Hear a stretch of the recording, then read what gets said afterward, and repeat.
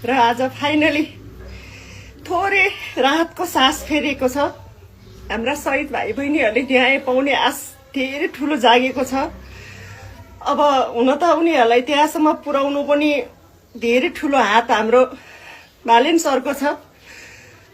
उहाँ आफ्नो प्रधानमन्त्री भएको 24 घण्टा नबित्दै उहाँले यति ठुलो कदम चाल्नु भएको छ। उहाँलाई धेरै सल्युट छ। र मेरो प्यारो भाइ सुदन गुरुङ, म उहाँलाई त अब गृहमन्त्री भइसक्नु भयो, उहाँलाई भाइ नै भन्छु। भाइ मेरो छोरा जस्तै हुनुहुन्छ। उहाँलाई पनि धेरै धन्यवाद छ, किनभने उहाँले जुन पशुपति आर्यघाटमा मेरो छोराको खुट्टा समातेर उहाँले कसम खानु भएको थियो कि म गर्छु भनेर। र म उहाँलाई जतिखेर भेट्छु नि उहाँले भन्नुहुन्थ्यो म गर्छु आन्टी, म गरेर देखाउँछु भन्नुभएको थियो। आज गरेर देखाउनु भयो। उहाँलाई पनि धेरै धेरै धन्यवाद।